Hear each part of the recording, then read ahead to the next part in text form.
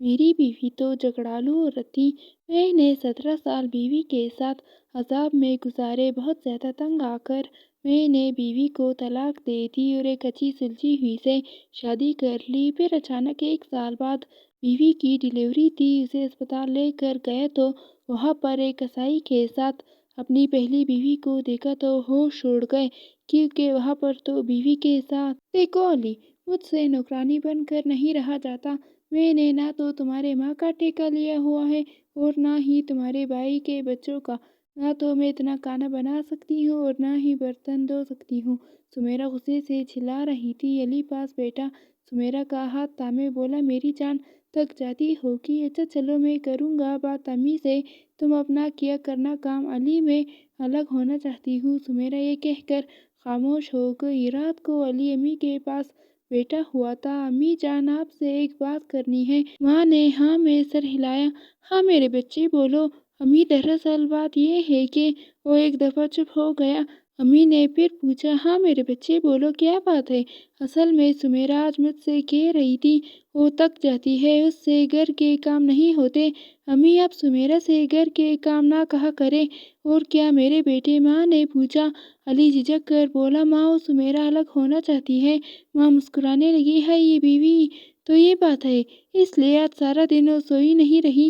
چلو ٹھیک ہے پتر، میں نہیں کہتی، لیکن پھر گزارا کیسے ہوگا؟ کل کو تو تمہارے بھی بچے ہوں گے، کئی ذمہ داریاں ہوگی، تھکن بھری زندگی کا سفر تو ابھی باقی ہے بیٹا۔ رشتوں سے انسان کبھی نہیں تھکتا، ہمارے ذہنوں میں پھیلے فطور ہم کو تھکا دیتے ہیں بیٹا۔ میں کسی کو پابند نہیں کرتی۔ وہ گھر گرہستی سنبھالنے کا ایک وقت تھا جب میں بیاہ کر آئی تھی۔ مٹی کا مکان تھا، تمہارے ابو نے 10 بھینسیں رکھی ہوئی تھی، میں 18 سال کی تھی۔ میں بھی بہت لاڈلی تھی اپنے ماں باپ کی، لیکن یہاں آ کر تیرے ابا کے ساتھ قدم سے قدم ملا کر چلتی رہی بیٹا۔ گھر یوں ہی نہیں بسائے جاتے۔ خیر تمہاری بیوی کی مرضی ہے، میں کوئی زبردستی کروں گی تو بہت مشکلیں آئیں گی۔ ایسا کر تیرے بھائی بھی آ جاتے ہیں، میں بٹوارا کر دیتی ہوں، تم اپنی بیوی کو لے کر الگ ہو جاؤ۔ اتنے میں سمیرہ کہنے لگی، علی چلے؟ ماں نے پیار سے پوچھا، کہاں جا رہے ہو پتر؟ علی آہستہ سے بولا، امی آج صبح سے سمیرہ نے کچھ نہیں کھایا تو میں سوچ رہا تھا آج ڈنر باہر کریں گے۔ ماں نے ایک ڈنڈیا بھری اور اچھا جاؤ پتر۔ دونوں ایک ریسٹورانٹ میں پہنچے، کھانا آرڈر کیا۔ سمیرہ کھانا کھاتے ہوئے پوچھنے لگی، امی سے بات کی ہے یا نہیں؟ علی مسکرا کر اطمینان سے بولا، ہاں کی ہے بات، امی کہہ رہی تھی تم لوگ الگ ہو جاؤ۔ سمیرہ کے چہرے پر ایک مسکراہٹ جانے لگی، ٹھیک کہا امی نے، ہم جس کمرے میں رہ رہے ہیں وہ سب سیٹنگ کریں گے۔ دونوں کھانا کھا کر گھر گئے۔ رات کے 12 بج چکے تھے، سب سو گئے تھے، ماں جاگ رہی تھی۔ اپنے کمرے میں جانے لگے تو علی کی ماں نے آواز دی۔ علی نے پاس جا کر سلام کیا، امی آپ سوئی نہیں ابھی تک؟ ماں نے پریشانی میں کہا، بیٹا میرے پاس بیٹھو اور اپنی بیوی کو بلاؤ۔ علی نے سمیرہ کو آواز دے کر بلایا اور اپنے پاس بیٹھنے کو کہا۔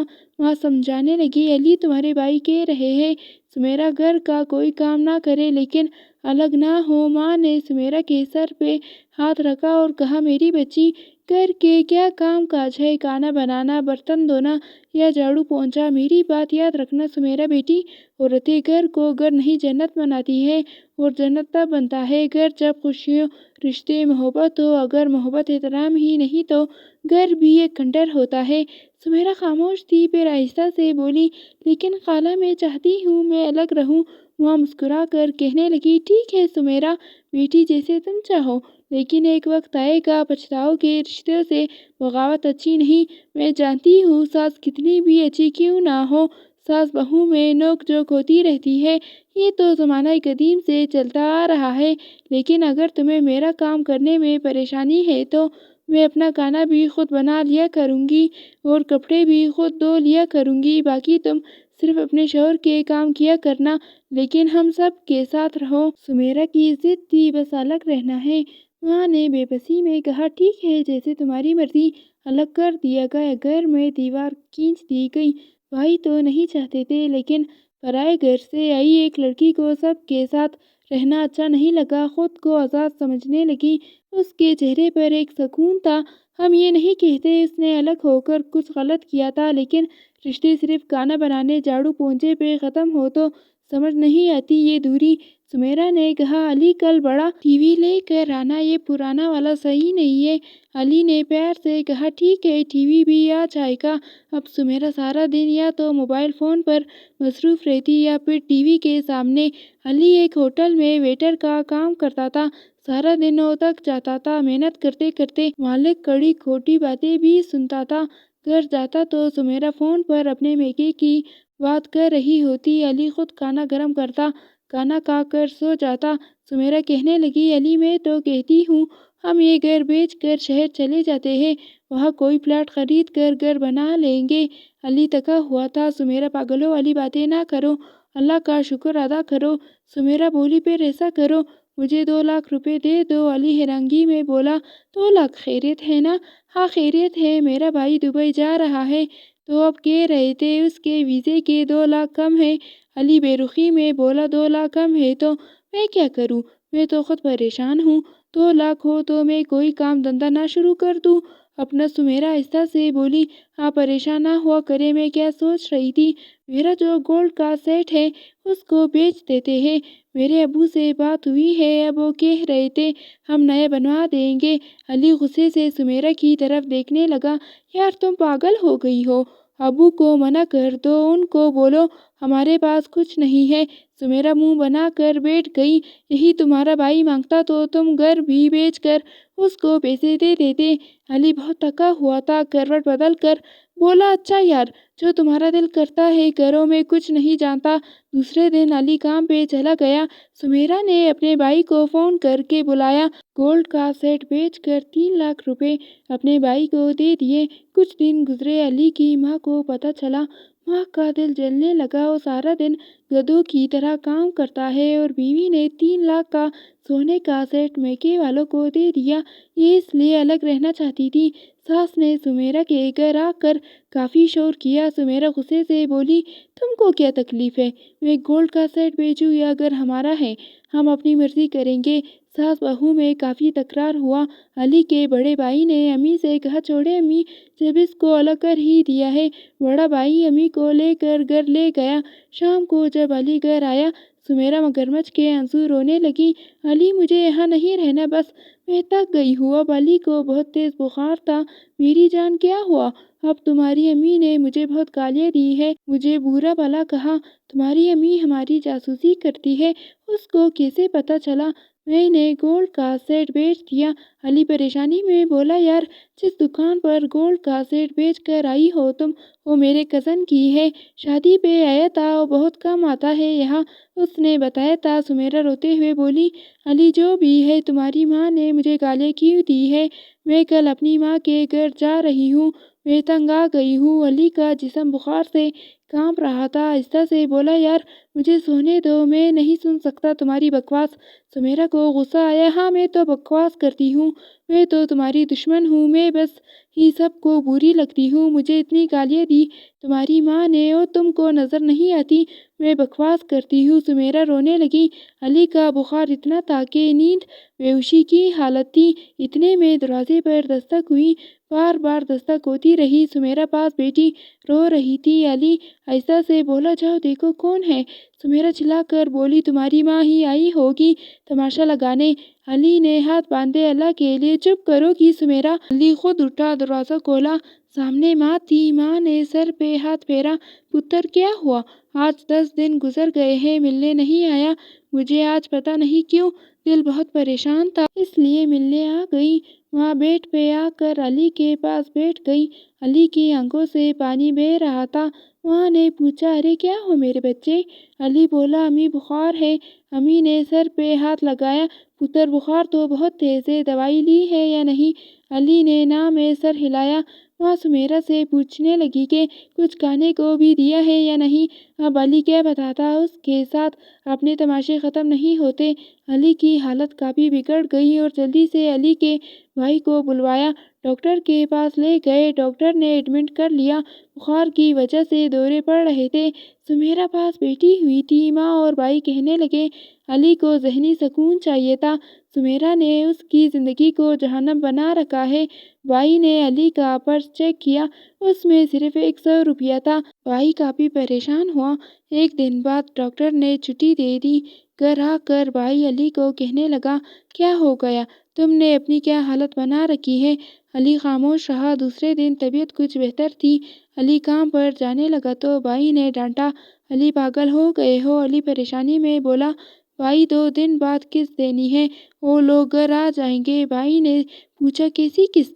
علی آہستہ سے بولا بھائی سمیرا نے نیا موبائل لیا ہے، 50,000 روپے والا، بس 5,000 ہر مہینے اس کی قسط ہے، اور واشنگ مشین لی ہے۔ بھائی کو بہت غصہ آیا۔ علی گھر دیکھا ہے اپنا، کچی چھت ہے، اس کا کچھ سوچو، موبائل زیادہ ضروری تھا۔ علی میں کہتا ہوں طلاق دے دو اسے۔ علی کانپتے ہوئے بولا بھائی وہ ماں بننے والی ہے۔ بھائی چپ ہو گیا۔ کچھ دن بعد علی کا بیٹا پیدا ہو گیا۔ دن گزرتے گئے مگر علی کو سمیرا ہر روز یہی کہتی یہاں سے گھر بیچ کر شہر چلتے ہیں۔ علی سمجھتا میں خرچہ نہیں برداشت کر سکتا، لیکن سمیرا بس ضد میں رہی۔ اب سمیرا شاپنگ کرنے بھی مہنگے مال میں جاتی تھی۔ ماں علی کو بہت سمجھاتی بیٹا سمیرا بدبخت لگتی ہے، اسے چھوڑ دو۔ علی کہنے لگا امی اب ہمارا ایک بیٹا ہے، مجھے اپنے بیٹے کی فکر ہے، اس کا کیا قصور ہے؟ سمیرا کو اپنے بہن بھائیوں کی فکر تھی، لیکن علی کے بہن بھائیوں کو وہ دیکھنا بھی پسند نہ کرتی تھی، صاف منع کیا ہوا تھا۔ کوئی بھی میرے گھر نہ آئے، نہ میں کسی کے گھر جاتی ہوں۔ علی بہت تنگ تھا لیکن مجبور تھا۔ شادی کو 8 سال گزر گئے تھے، لیکن سمیرا کے جھگڑے، فرمائش اور تلخیاں ختم نہ ہو سکی۔ پھر ایک وقت ایسا آیا علی کی ماں دنیا سے چل بسی۔ ماں کے جانے کے بعد بھائیوں میں مزید دوری بڑھنے لگی۔ علی پہلے کبھی بھی جاتا تو بھائی کے گھر امی سے ملنے چلا جایا کرتا تھا، اب امید تو نہیں تھی تو بھائی کے گھر جاتے ہوئے قدم رک جاتے۔ بھابھی لوگ اب اس سے چاہت سے بات نہ کرتی تھی، کیونکہ سمیرا نے سب کے ساتھ جھگڑا کیا ہوا تھا۔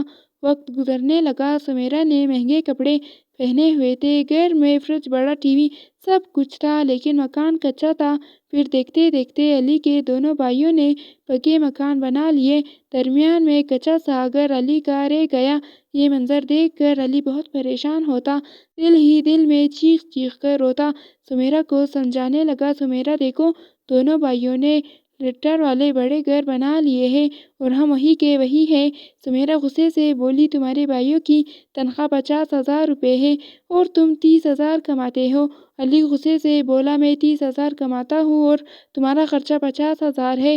سمیرا بھی غصے میں بولی میں تو کہتی ہوں یہ گھر بیچ کر شہر چلے جاتے ہیں۔ علی غصے میں بولا کتنی کمینی عورت ہو تم، یہ نہیں کہتی مہنگا موبائل وغیرہ چھوڑ کر مل کر گھر بناتے ہیں، تم ہمیشہ گھر بیچنے کی بات کرتی ہو۔ سمیرا بھی برابر جواب دینے لگی کمانا تم نے ہے، میں تمہاری بیوی ہوں، میرے حقوق پورے کرنا تمہاری ذمہ داری ہے۔ علی بہت پریشان تھا، کون سے حقوق کی بات کرتی ہو تم؟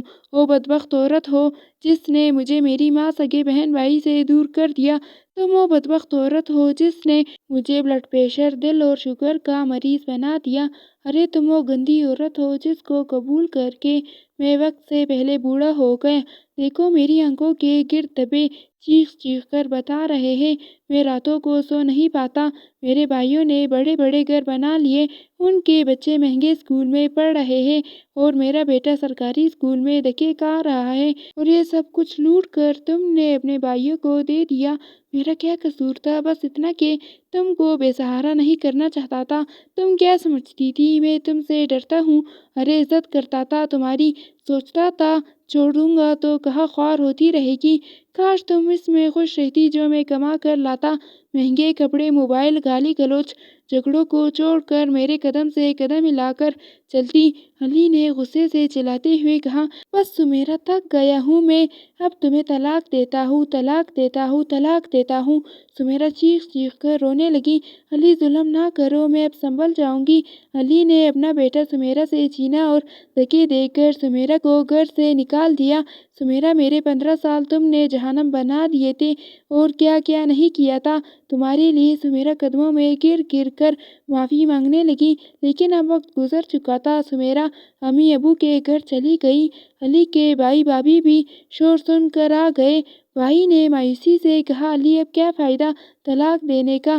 علی رو رہا تھا، بھائی میں تھک چکا تھا، 15 سال گزار دیے کہ سدھر جائے گی، لیکن اس نے بہت ذلیل کیا مجھے۔ سمیرہ اب اپنے بھائی کے گھر رہتی تھی۔ 1 سال مشکل سے گزرا تھا۔ سمیرہ جب تک بھائی کو علی کی کمائی کھلا رہی تھی، سب مسکرا کر ملتے تھے۔ اب طلاق ہو گئی تو بھابھی نے کہا، دیکھ سمیرہ، ہمارا خود مشکل سے گزارا ہوتا ہے، بہتر ہے تم دوسری شادی کر لو۔ سمیرہ بدلتے چہرے، بدلتے رشتے دیکھ رہی تھی، جن کی خاطر سب کچھ کیا۔ وہ 1 سال میں تنگ پڑ گئے۔ ادھر علی کے بھائیوں نے علی کی دوسری شادی کر دی۔ لڑکی بہت اچھی تھی، سمجھدار، قدر کرنے والی، 5 وقت کی نمازی، گھر کو جنت بنانے والی۔ علی جو کما کر لاتا اس میں سے بچا کر کمیٹی ڈالی، کچھ پیسے کو کارآمد جگہ خرچ کیا۔ دیکھتے ہی دیکھتے 2 سال میں گھر بنا لیا۔ علی بہت خوش تھا۔ اللہ نے ایک طویل عذاب کے بعد اچھی ہمسفر عطا کی، اور ادھر سمیرہ کی بھابھی اور بھائیوں نے تنگ آ کر سمیرہ کی شادی ایک کسائی سے کر دی، جس کی پہلے بھی طلاق ہو چکی تھی۔ وہ ہر روز اسے مارتا، گالی گلوچ کرتا۔ سمیرہ تڑپی، یا اللہ مجھے معاف کر دے، میں پاگل ہو گئی تھی، میں نے بہت اچھے انسان کو کھو دیا۔ اب وہ دن بھر کام کرتی ہے اور روز 20 لوگوں کا کھانا بناتی ہے، جھاڑو پونچھا سب کچھ کرتی ہے، اور پھر شوہر گالی دے کر بلاتا ہے، تھپڑ مار دیتا ہے۔ اے اللہ مجھے علی واپس دے دو۔ یہ سوچ رہی تھی کہ شوہر نے گالی دے کر کہا، جلدی کھانا بنا کر میری ٹانگیں دبا۔ اسے بہت تیز بخار تھا، لیکن شوہر کو کوئی پرواہ نہ تھی۔ آنکھوں میں آنسو تھے، بے بسی کی انتہا تھی، کیا کرتی اب پچھتاوے کے سوا۔ سمیرہ ماں بننے والی تھی۔ شوہر اسپتال لے کر گیا۔ اسپتال میں مٹائی بانٹی جا رہی تھی۔ ایک کمرے میں سمیرہ بیٹھی ہوئی تھی، پاس والے بیڈ پہ ایک لڑکی گود میں بچہ اٹھائے بیٹھی ہوئی تھی۔ جب نرس نے سمیرہ کو مٹائی دی تو سمیرہ نے آہستہ سے پوچھا، یہ مٹائی کیوں نرس؟ نرس نے بیڈ پر بیٹھی لڑکی کی طرف اشارہ کیا کہ ان کو اللہ نے بیٹی عطا کی ہے، اس خوشی میں بیٹی کے بابا مٹائی بانٹ رہے ہیں۔ اتنے میں ایک قیامت کا سامنا ہوا۔ وہ لڑکی علی کی بیوی تھی۔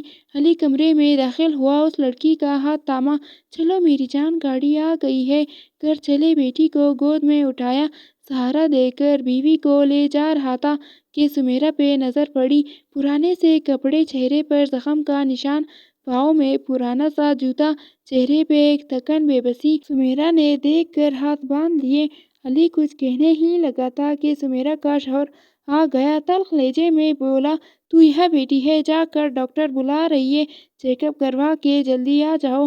ٹانگ پہ چوٹ لگی ہوئی تھی، شوہر نے مارا تھا۔ آنکھوں میں آنسو، دل میں تڑپ اور بے بسی، آنکھوں میں آنسو لیے اٹھ کر چلی گئی۔ آہ بھرنے کی بھی ہمت نہ تھی۔ علی اپنی بیوی کا ہاتھ تھامے چلا گیا۔ ضروری نہیں ہوتا مرد ظالم ہو، عورت بھی بدبخت ہو سکتی ہے۔ سمیرہ کی طرح تماشا کرنے والی، جھگڑے اور رشتوں میں زہر بھرنے والی، میکے کی فکر اور سسرال کو قید خانہ سمجھنے والی، گھر کو جہنم بنانے والی، اور پھر انجام سمیرہ سا ہوتا ہے۔ اگر کوئی عورت اس جیسی ہے تو انجام سے پہلے سدھر جائے، ورنہ زندگی جب تھپڑ مارے گی پھر پچھتاوے کا موقع بھی نہ ملے گا۔ شوہر کی کمائی پر راضی رہ کر گھر کو جنت بنا لے، چھوڑ دے رشتوں میں زہر ڈالنا۔ ویڈیو اگر پسند آئے تو لائک اور شیئر ضرور کیجیے گا، اور ہمارے چینل کو اگر ابھی تک سبسکرائب نہیں کیا تو آپ سے گزارش ہے میرے چینل کو ضرور سبسکرائب کریں، تاکہ ایسے ہی آنے والی کہانیوں کا نوٹیفیکیشن ہر وقت آپ کو مل سکے۔ شکریہ۔